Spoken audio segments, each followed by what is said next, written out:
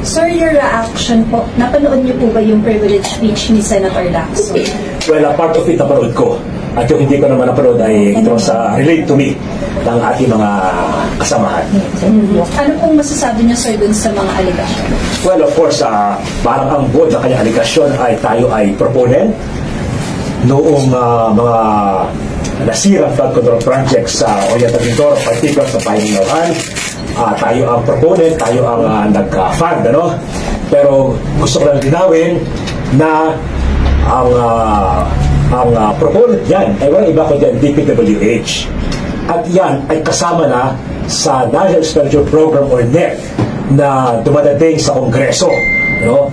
Nanggaling sa Executive Department, sinasabit yan ng Executive Department para talaga kayo ng Kongreso. At doon sa NEP ay nakalagay na rin, naka-itemize na ang mga flood control projects na ito sa Payong-Nauhan, sa Baco at iba pa. Nandun na yun.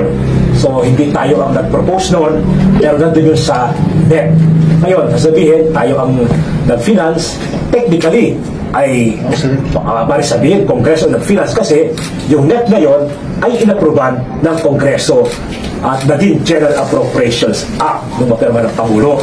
Kaya, parang Congress ang nag-finance dyan, pero reality, ang actual practice na nangyayari ay ang listing, identification, and prioritization of flood control projects ay nagagaling sa DPWH. At naka-specify na yun dun sa NEP na dumadating sa Kongreso. Sir, hindi po kayo yung nagpalista ng projects na yun? Hindi ako nagpalista niyan. Wala tayong papel sa paglilista ng mga proyektong yan. Sabi ko nga, ang tunay na sistema dyan ay dumarating sa Kongreso ang NEP, nakalista na ang mga flood control projects na yan, kung saan lugar at kung anong amount. At ang implementer niyan ay walang iba kundi ang regional office ng DPWH. Wala rin papel ang congressman sa paggagawa ng program of works. Ano? Wala tayong kapasidad dyan ang Kongreso. Yan ay exclusive authority, exclusive na teritoryo ng DPWH ang paggawa ng design, paggawa ng plano, pag-bid, pag-award ng kontrata at pagbabayad ng kontraktor. At ang lahat ng kontraktor na yan ay regional or national, ano? Walang isang bang taga-Mindoro dyan na tayo ay kilala. Yan ang proseso. No? Akala kasi ng marami, kung Congress na nag-approve ng budget, ay Congress na nag-finance, Congress na nagpopondo. Ano, in theory, gano'n. Pero in reality, ay naka-specify na yan, naka-identify na ang mga flood control projects sa NEP. At hindi na mabago. One time ako'y nag-attempt na nag-propose na baguhin, ilipas sa ibang bayan na binabaharin, pero ang sabi ay hindi pwede namin baguhin na yan. No? Kasi identified na yan ng DPWH. Sir, meron po bang maanomalya dun sa project? Kasi sabi po ni Senator Lacson, anomalous. Ay in the sense na nasira, pwede natin sabihin na anomalous na. Kasi nasira ang mga proyektong yan. Kaya pwede sabihin anomalous. Kaya nga, bago pa sumambulat ang issue ito, isang taon pa, kaya ako'y sumulat kay Secretary Bonoan at kinokol ko ng attention ng highways. In fact, as early as July 31, 2024, may sulat na ako kay Secretary Bonoan at tinatawagan ko ang kanyang pansin na dun sa distrito ko, sa Payong-Nauhan, ay may mga nasira na flood control projects na bagong gawa. No? Kaya nga hindi ko kay Secretary Bonoan na i-reassess, i-evaluate ang programming ng mga proyektong ito at tingnan ang structural integrity at effectiveness ng mga proyektong ito.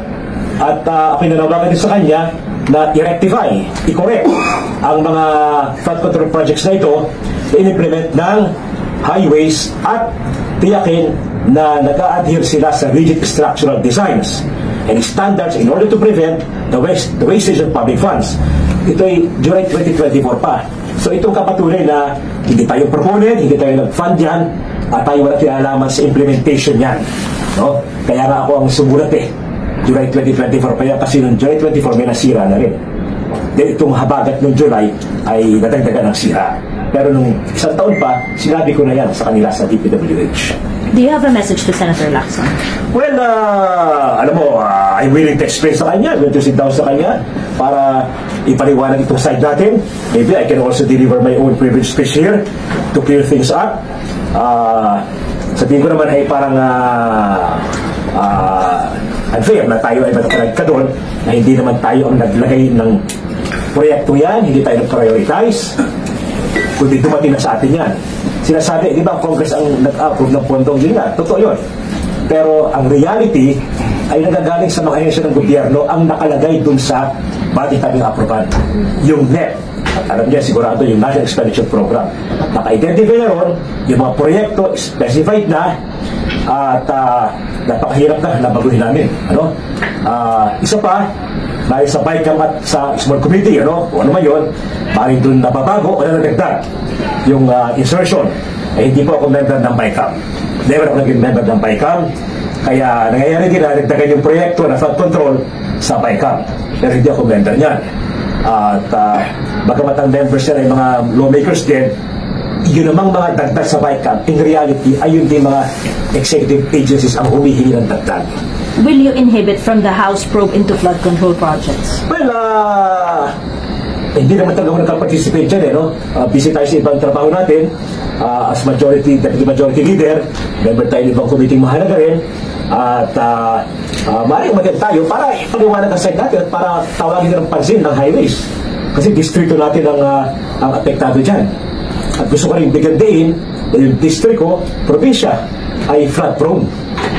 Talagang, I'm sure maraming nakapunta sa inyo doon, flood prone talaga. Nagkataon tayo major agricultural producer. Kaya nasasayang ang ating mga palayan kung hindi nalagyan ng flood control.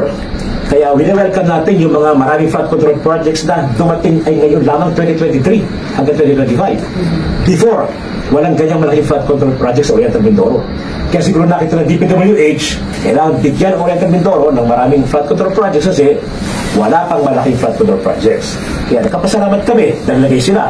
Yun nga lamang, ay may mga nasira, may mga hindi para tama. So ayusin nila yan. Ayusin nila para hindi masayang ang nailagay na pondo. Kasi may ligtas yung mga palaya namin na doon nagagaling ang mga bigas na pinapadala sa Metro Manila. Sir, do you feel alluded to ba? Kasi parang ang doon sa presentation, nilagay lang naman yung accomplishment report na na-post sa Facebook page. Alam mo, lahat naman tayo mga nasa gobyerno. Pag merong proyekto ang national sa distrito mo, isasama natin sa accomplishment report natin, Pero hindi bisa din tayong proponent. Magkaiba yun. Hindi natin ilagay ang pangalan natin doon at saka mukha sapagkat bawal yan. Never ako nagpalagay ng mukha ko at saka project. Never ako nagpalagay ng mukha ko at saka pangalan ko sa mga proyekto ng gobyerno. Ilalagay ko lang doon yung standard na highways na format. Pero hindi nakalagay tayo ng mukha at saka pangalan. Nakalagay lang yata ilalagay ng highways congressional funding to inform ang mga tao na ito ay project ng gobyerno. Sir, Sir, you're saying na hindi po questionable yung inilaang pondo para sa flood control projects, pero hindi justifiable yung implementation. Yes. Hindi questionable ang flood control projects sa aming probinsya kasi binabaha ang Oriental Mindoro. Kasama ang Oriental Mindoro doon sa 10 probinsya na binanggit ng Presidente na flood prone. Pero hindi kasama doon sa probinsya na top yung pinakamaraming flood control projects, hindi kami kasama ron, di ba? Justifiable yan. Kung kayo may mga kusog taga Mindoro, masasabi na kailangan yung flood control project. So, hindi po questionable yung naglagay ng pondo sa flood control kasi kailangan namin yan. Ang questionable, yung implementation ng DPWH kasi may nasira. Yun ang dapat na ayusin. At hindi rin kayo connected in any way doon po sa kontratista? Yung mga kontratista ay wala isang taga Mindoro doon. Wala tayong kilala ron at wala tayong nakausap ng mga kontraktor na ganyan. Wala tayong connection doon. Hindi natin nakakausap ang mga kontraktor na yon at kung meron akong reklamo sa proyekto ay sa DPWH ko pinapadala katulad ng sulat na ito kasi sila ang implementing agency. ever since I never deal with contractors. Sir, ano yung comment na feel unfair kung kayo kanina ng kalagdag mo kayo? Do you think sana man lang nag-reach out po muna yung opisina ni Senator Lacson? Well, siguro naman, ako naman Senator Lacson, siguro papaliwanag ko sa kanya kung makakakuha tayo ng appointment sa kanya para ito i-explain. Naunawa ko naman siya. At I'm not a Senator Lacson is a very reasonable person. At siya nakikinig sa paliwanag. Sir, ano po yung naging reply ng DPWH sa Denver? Well, wala sa aking file dito. Sabi na i-repair nila at ayusin daw nila. No? Pero of course, apparently, may mga hindi pa maayos sa design. Kaya nasisira pa rin. So yun ang dapat maging focus sa investigation. Yung structural design ng mga proyektong ito at yung implementation. Maring tama ang design, pero palpaka-implementation, nagtipid. O maring parehong mali ang design, kaya mali ang implementation. So dapat doon mag-focus sa investigation sa design at implementation. Sir, hindi kayo nakonsulta ng DPWH about those projects before nila nilagay sa NEP? Wala, totally wala. Dumating na lang. Sa NEP na kayo nakakapal, kung nakikita niyo yun, hinahanap namin doon, nakita namin, marami nakalagay doon. Since 2023, taon-taon nilalagyan nila. Hindi yan dumaan sa atin, hindi tayo nag-propose niyan. Dumating na lang yan sa tanggapan natin sa Kongreso na naka-identify na, naka-itemize na ang proyekto, ang lugar ng proyekto at kung magkano. Sir, by your logic, sir, does that mean na yung mga congressman na napagbibintangan na may involvement sa corruption schemes daw sa mga project, wala silang liability dahil hindi naman pala kasama sa implementation? I cannot speak for them, I can only speak for my experience na hindi ako, basta nakita ko nandun nandun na yun, hindi